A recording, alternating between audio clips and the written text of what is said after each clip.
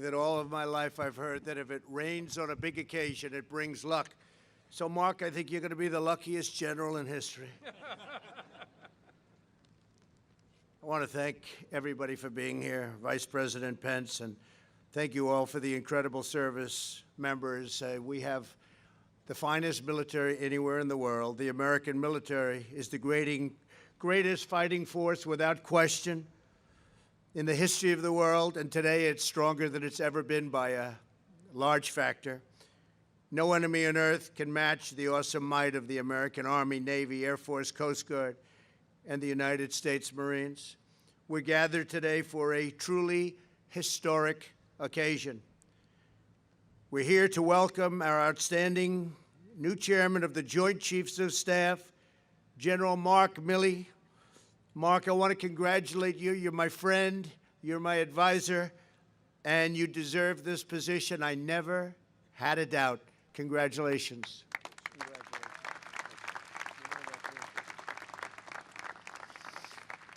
I also want to express our profound gratitude to Mark's wife, Holly Ann, and his children, Mary and Peter, for their selfless devotion to our country. The strength of our military is truly found in the love and support of our military families. So important. Those families are so important. We're especially honored to be joined by some of America's Gold Star families. Your treasured loved ones made the supreme sacrifice for our nation. They're looking down on you right now. You look up in the sky, they're looking down on you. Our debt to you is infinite and eternal. America will hold you in its heart forever, and we will never forget. We're also grateful to the many veterans here today.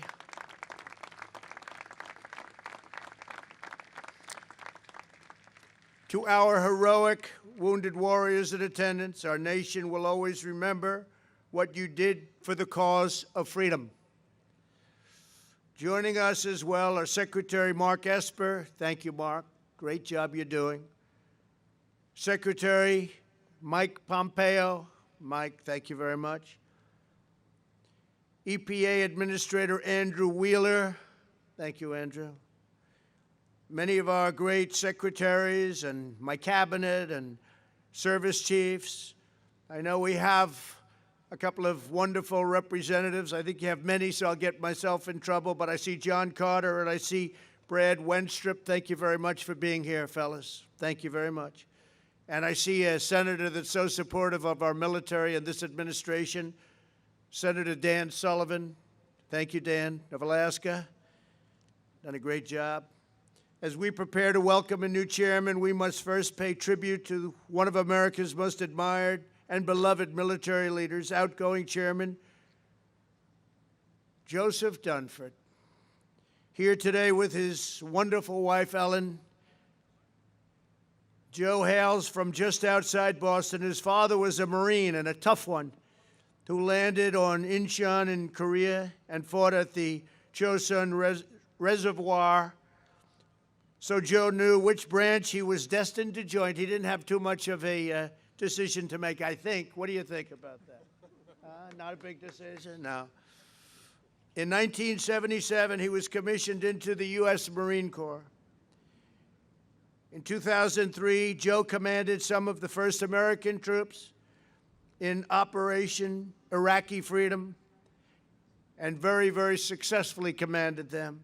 For his exceptional bravery, he received the Legion of Merit with Combat Valor. As a general, Joe was promoted so quickly that he was nominated for his third star before he had formally received his second. How do you do that? How do you do that, Joe? In 2013, he was named International Security Assistance Force Commander in Afghanistan, and he was instrumental in strengthening Afghan security forces to share more of the burden. And today, they are indeed sharing much more of the burden. In 2014, Joe became Commandant of the Marine Corps, and the next year he was named Chairman of the Joint Chiefs of Staff. And in that role, Joe published the first joint military net assessment in 20 years. We have a lot of the ideas that we've brought forward, and You know, we've spent $2.5 trillion since I'm president. $2.5 trillion.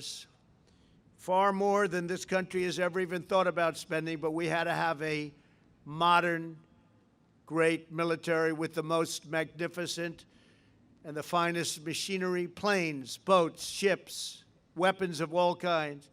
We've never had anything like you have today. When I took over, we were a very depleted military, and today we're at a level that we have never even come close to. Joe solidified America's competitive advantage through global integration of the joint force.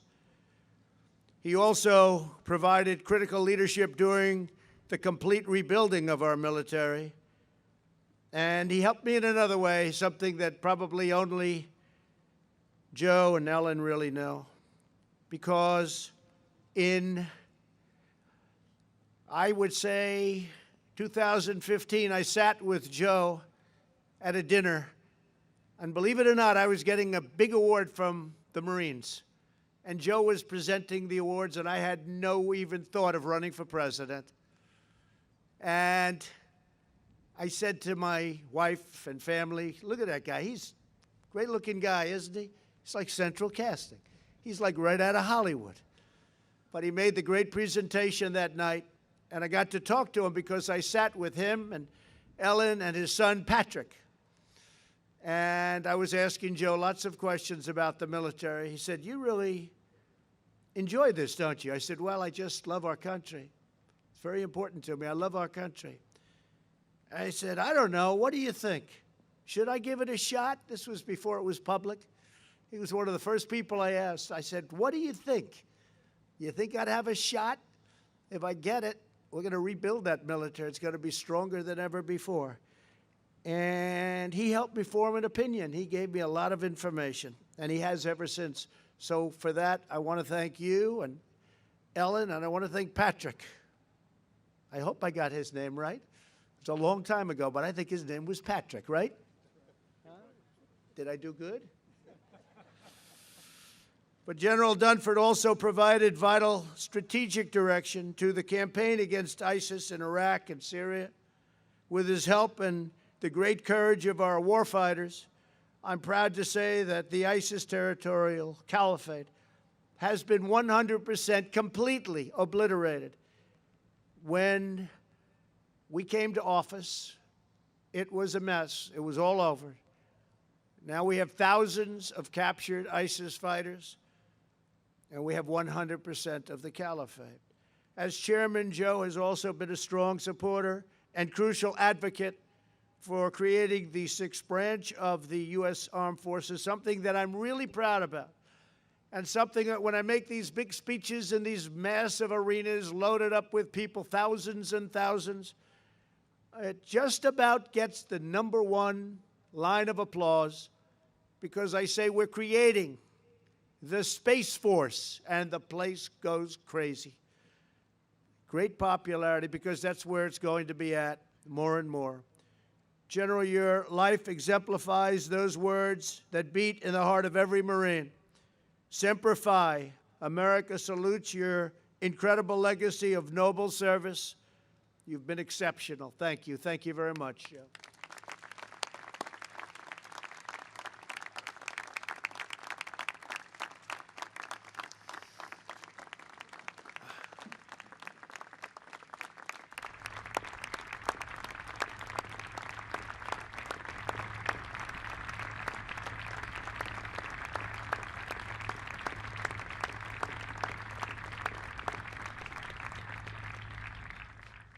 I think they like you, Joe.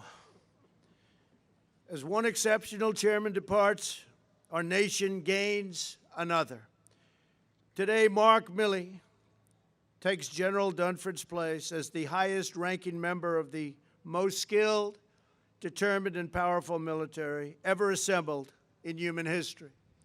Mark has been preparing for his duty his entire life. Like Joe, he grew up in a family of patriots just outside of Boston. His dad was a Navy corpsman and tough as can be, they say. Was he that tough? No games? He didn't play games? He says, no games. But his dad was a strong Navy corpsman, serving with the 4th Marine Division in World War II, a veteran of the assault landings in the Marshall Islands campaign, the Mariana campaign, and in 2 Iwo Jima hits. During the war, Mark's mother also served at a Navy hospital in Seattle, treating wounded men from the Pacific. Inspired by their example, Mark chose the path of duty and the life of service. He could have done whatever he wanted. He was exceptional in every way. In 1980, he was commissioned into the Army and quickly joined the ranks of its finest soldiers. He graduated from the Army Ranger School and became a master parachutist and a Green Beret. In a long Army career, Mark deployed to Panama, Colombia, Korea, Somalia, Egypt, Haiti, Bosnia, Iraq, and Afghanistan, often seeing very, very close up the combat. He has not just served, but shown immense valor on nearly every continent.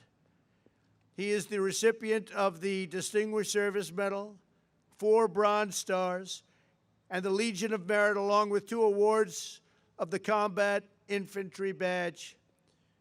With degrees from Princeton, Columbia. Wow, I didn't know you were such a great academic. Wow, let me give you a little more. I'm impressed with that. That's very good. And the Naval War College, but I like you anyway.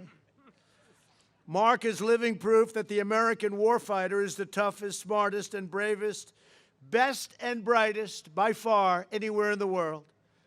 Following 4 deployments to Iraq and Afghanistan, he became the 39th Chief of Staff of the Army in 2015. Over the last several years, he has worked tirelessly to rebuild a depleted force into a fully manned, fully trained, and fully equipped Army prepared to achieve complete victory in the conflicts of tomorrow. And when we were determining where we were going to spend all of these billions of dollars that, like you've never seen, we haven't seen it in decades, I went with Mark, I sat with Mark, and I hope we spent it wisely, and I know we spent it wisely. $2.5 trillion. He built the Army Futures Command, and he created Security Force Assistant Brigades to reduce the need for large deployments.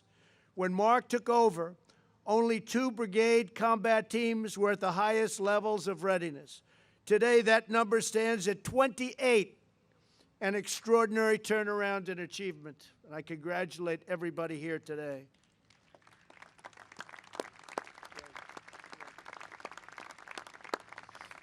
America's armed forces are more powerful than ever and growing even stronger. We have the newest equipment, and we also have equipment that we keep under wraps that nobody's ever even heard of. We have weapons that we pray to God we never have to use. Our nuclear has been totally rebuilt, some brand new, and some refurbished. But we hope to God we never have to use any of our weapons, any of our weapons. In his new role as chairman of the Joint Chiefs of Staff, General Milley will serve as my top military advisor. I have absolute confidence that he will fulfill his duty with the same brilliance and fortitude he has shown throughout his long and very distinguished career. From the great General Omar Bradley to the famed Joe Dunford, our nation has been blessed by the advice, counsel, and wisdom of 19 chairmen of the Joint Chiefs of Staff. Today we pass the baton to the 20th. Together we vow to continue the righteous mission that has united every chairman and every patriot ever to wear the uniform and to defend our great American flag. We will keep America safe. We will keep America strong. And we will keep America proud so that our children and their children will forever and always be free. Thank you again, General Dunford, for the incredible job you've done. And to General Mark Milley, good luck, Godspeed, God bless you, God bless our military, and God bless America. Thank you all for being here. Thank you very much. It's a great honor. Thank you. Thank you.